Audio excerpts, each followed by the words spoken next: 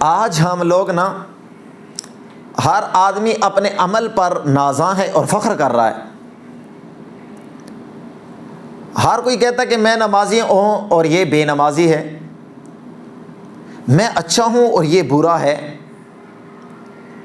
حالانکہ اعتبار ظاہری حالت پر نہیں، اعتبار تو ہے خاتمے کا، کہ حضور صلی اللہ علیہ وسلم نے بھی فرمایا کہ آدمی کے خاتمے پر اعتبار کیا جاتا ہے. کہ اگر خاتمے کے وقت بعض دفعہ لوگ بہت نیکے ہوتے ہیں، نمازی ہوتے ہیں، ایماندار ہوتے ہیں، لیکن جب آخری وقت آتا ہے تو وہ کوئی ایسی بات کہہ دیتے ہیں کہ وہ کفر میں چلے جاتے ہیں. اور کوئی ایسے آدمی بد اخلاق ہوتا ہے، بد اعمال ہوتا ہے، بے ایمان ہوتا ہے، لیکن آخری وقت میں اللہ اس کو ایمان کی توفیق دیتے ہیں. تو اعتبار اصل میں خاتمے کا ہے. جس طرح حضور صلی اللہ علیہ وسلم کے پاس غزوہ خیبر کے موقع پر ایک چرواہا آیا. حضور صلی اللہ علیہ وسلم نے محاصرہ کیا ہوا تھا اور پڑاؤ ڈالا ہوا تھا.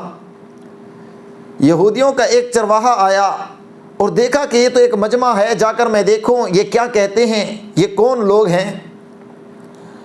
تو وہ چرواہا جب صحابہ کرام کے پاس آیا تو پوچھا کہ آپ کے سردار کون ہیں. تو صحابہ کرام رضوان اللہ تعالی علیہم اجمعین نے فرمایا کہ اس خیمے میں ہمارے سردار رہتے ہیں. تو اس نے مذاق سمجھا کہ اتنا شان اور دبدبہ جس نام کا ہم نے سنا ہے، وہ ایک عام سے جھونپڑی میں خیمے میں رہتے ہیں. پھر جب اندر داخل ہوا تو دیکھا کہ وہاں تو کھجور کی چٹائی بچھی ہوئی تھی. اس کے تو خیال میں تھا جیسے کیسر اور کسریٰ کے بادشاہ تھے، قالینیں بچھی ہوں گی، بڑے بڑے محل ہوں گے. لیکن دیکھا تو حضور صلی اللہ علیہ وسلم کا چہرہ مبارک روشن مبارک چمک رہا تھا سادگی کی حالت میں. تو حضور صلی اللہ علیہ وسلم کے پاس پہنچا اور کہا کہ مجھے بتائیں کہ اسلام کا پیغام کیا ہے، ایمان کیا ہے، آپ دعوت کس چیز کی دیتے ہیں. تو حضور صلی اللہ علیہ وسلم نے فرمایا کہ ہم تو دعوت توحید کی دیتے ہیں، اسلام کا پیغام بتلایا.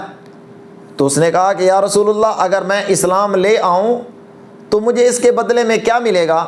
حضور صلی اللہ علیہ وسلم نے فرمایا کہ آپ ہمارے بھائی بن جاؤ گے، ہم آپ کو گلے لگا لیں گے.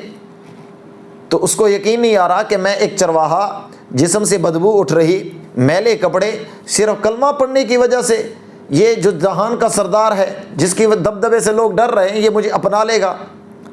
تو اس نے کلمہ پڑھا، اشہد ان لا الہ الا اللہ اشہد ان محمدً عبدہ ورسولہ. کلمہ پڑھنے کے بعد پھر حضور صلی اللہ علیہ وسلم سے پوچھا یا رسول اللہ میں کون سی عبادت کروں؟ تو حضور صلی اللہ علیہ وسلم نے فرمایا کہ اب نماز کا وقت تو ہے نہیں، رمضان کا مہینہ نہیں، اب ایک عمل ہو رہا ہے جو تلواروں کے سائے کے نیچے ہو رہا ہے، آپ وہ عمل کریں. لیکن آپ بکریاں لے کر آئے ہیں، پہلے یہ ان مالکوں کو دے دیں جن سے آپ لے کر آئے ہیں. دیکھو حضور صلی اللہ علیہ وسلم کا عمل کہ کفار کا محاصرہ کیا ہوا ہے. ابھی حالت یہ ہے کہ کفار کی جو چیز ہاتھ میں لگے تو وہ مال غنیمت ہے، لیکن حضور صلی اللہ علیہ وسلم امانت بتا رہے ہیں کہ امانت کا کتنا خیال کرنا چاہیے. فرمایا پہلے جاؤ بکریاں واپس کرو پھر واپس آ جانا. وہ بکریاں واپس کرا کے واپس آیا تو جہاد میں شریک ہو گیا. اور حضور صلی اللہ علیہ وسلم سے یہ بھی پوچھا کہ جہاد کے بدلے میں کچھ مجھے کیا ملے گا؟ حضور صلی اللہ علیہ وسلم نے فرمایا جہاد کے بدلے میں آپ کو جنت ملے گی، آپ کی جسم کی جو بدبو ہیں یہ ختم ہو کر خوشبوؤں میں تبدیل ہو جائے گی. اب وہ واپس آیا اور جہاد میں شریک ہوا.